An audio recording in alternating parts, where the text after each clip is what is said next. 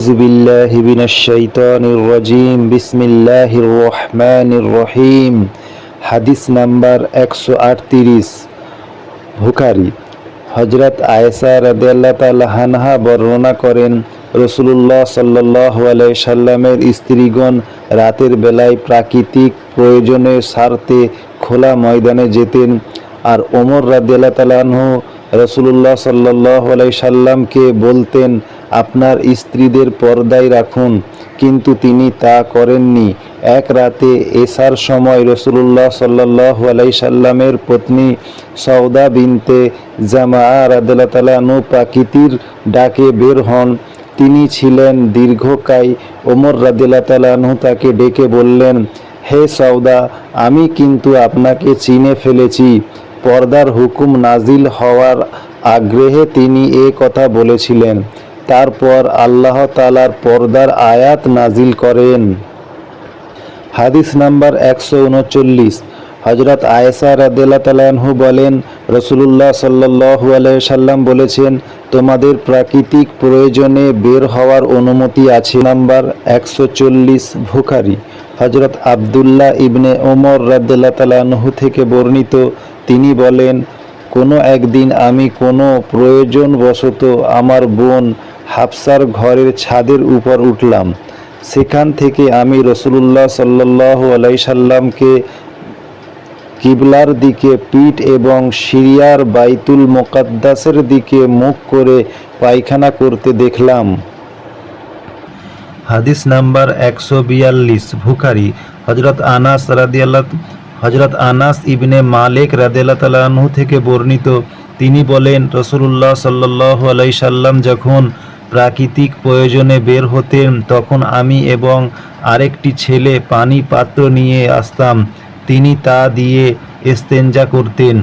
হাদিস নাম্বার 134 হাদিস নাম্বার 143 হযরত আনাস রাদিয়াল্লাহু তাআলা আনহু থেকে বর্ণিত, তিনি বলেন নবী করিম সাল্লাল্লাহু আলাইহি সাল্লাম যখন প্রাকৃতিক প্রয়োজনে বের হতেন তখন আমি ও আমাদের মধ্যকার ছোট্ট একটি বালক আমরা দুজন তার পিছনে পিছনে পানি নিয়ে যেতাম।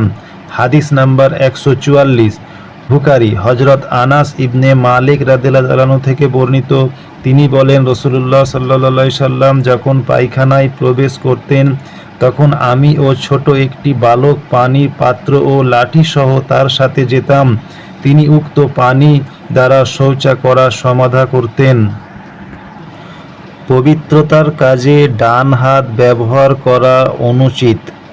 হাদিস 145 আবু কাতাদা রাদিয়াল্লাহু তাআলা আনহু বর্ণনা করেন রাসূলুল্লাহ সাল্লাল্লাহু আলাইহি সাল্লাম বলেছেন, তোমাদের কেউ যখন পান করে তখন সে যেন পাত্রে নিঃশ্বাস না ফেলে, আর যখন পায়খানা যায় তখন তার প্রসঙ্গ যেন ডান হাতে স্পর্শ এবং ডান হাতে ইস্তেঞ্জা না করে।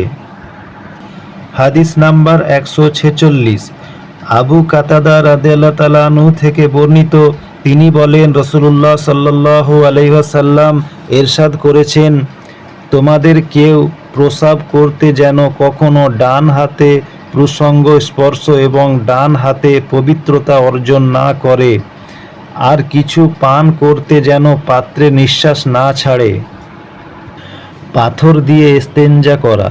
হাদিস নাম্বার 147 বুখারী হযরত আবু হুরায়রা রাদিয়াল্লাহু তাআলা আনহু থেকে বর্ণিত, তিনি বলেন রাসূলুল্লাহ সাল্লাল্লাহু আলাইহি ওয়াসাল্লাম প্রাকৃতিক প্রয়োজন স্বার্থে বের হলে আমি তার অনুসরণ করি। তিনি একদিন এদিক ওদিক তাকাচ্ছেন, তখন আমি তার নিকটবর্তী হলাম। তখন বললেন, পাথর গুঁড়িয়ে দাও, তা দিয়ে ইস্তেঞ্জা করব। রাবী বললেন, আমার জন্য হাড় বা গোবর আনবে না। আমি কাপড়ে করে কয়েকটি পাথর এনে তার পাশে রেখে দূরে সরে গেলাম।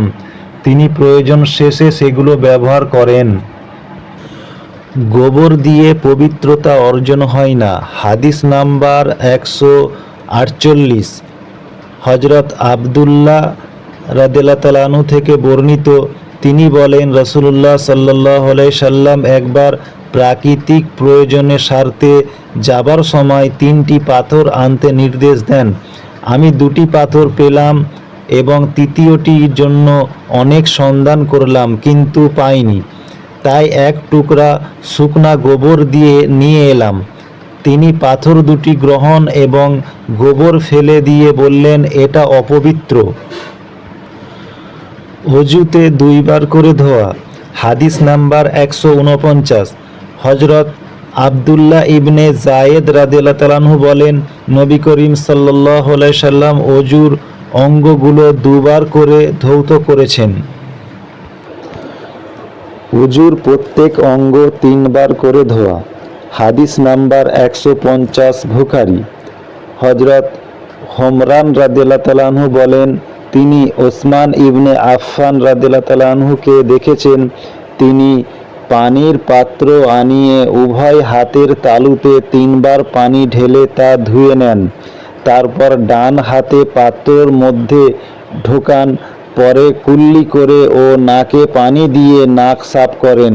তারপর মুখমণ্ডল 3 বার, 2 হাত কনুই পর্যন্ত 3 বার ধুয়ে নেন এবং বলেন, রাসূলুল্লাহ সাল্লাল্লাহু আলাইহি ওয়াসাল্লাম বলেছেন, যে ব্যক্তি আমার মতো ওযু করে তারপর 2 রাকাত নামাজ আদায় করবে, দুনিয়া কোনো খেয়াল করবে না, তার পেছনের সব সাগিরা গুনাহ মাফ করে দেওয়া হবে।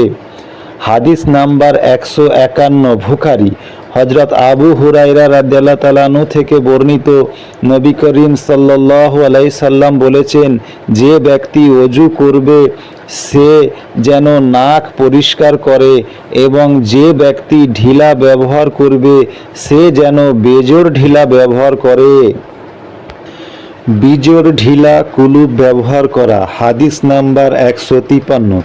হযরত আবু হুরায়রা রাদিয়াল্লাহু তাআলা আনহু বর্ণনা করেন, রাসূল করিম সাল্লাল্লাহু আলাইহি ওয়াসাল্লাম বলেছেন, তোমাদের মধ্যে কেউ যখন ওযু করে তখন সে যেন নাকে পানি দিয়ে ঝেড়ে পরিষ্কার করে নেয়, আর যে ইস্তেঞ্জা করে সে যেন বিজোড় সংখ্যক ঢিলা কুলুপ ব্যবহার করে। তোমাদের কেউ যখন ঘুম থেকে উঠে তখন সে যেন অজুর পানিতে হাত দেওয়ার আগে তা ধুয়ে নেয়, কারণ তোমাদের কেউ জানে না নিদ্রিত অবস্থায় তার হাত কোথায় থাকে। পা ভালোভাবে ধোয়া জরুরি। হাদিস নাম্বার 154 বুখারী। হযরত আবু হুরায়রা রাদিয়াল্লাহু তাআলা আনহু থেকে বর্ণিত, একদা তিনি আমাদের সাথে যাচ্ছিলেন, লোকেরা তখন পানির পাত্র দেখে পানি নিয়ে অজু করছিল। তিনি বললেন, ভালো করে অজু করো, কেননা আমি আবুল কাসেম সাল্লাল্লাহু আলাইহি সাল্লামকে বলতে শুনেছি, ধ্বংস শুকনো গোড়ালির লোকেদের জন্য তা জাহান্নামের আগুনে জ্বলবে। হাদিস নাম্বার 155 বুখারী। হযরত আব্দুল্লাহ ইবনে ওমর রাদিয়াল্লাহু তাআলা আনহু থেকে বর্ণিত, তিনি বলেন, রাসূলুল্লাহ সাল্লাল্লাহু আলাইহি সাল্লাম এক সফরে আমাদের পেছনে রয়ে গেলেন। তিনি যখন আমাদের কাছে পৌঁছান তখন আমরা আসরের নামাজ শুরু করতে বিলম্ব করছিলাম, তাই আমরা অজু করছিলাম এবং পা মাসেহে করার মতো হালকাভাবে ধুয়ে নিচ্ছিলাম। তখন তিনি উচ্চ স্বরে বললেন, পায়ের গোড়ালিগুলো ভালোভাবে না ধোয়ার কারণে জাহান্নামের আযাব রয়েছে। তিনি এ কথা 2 বার বা 3 বার বললেন।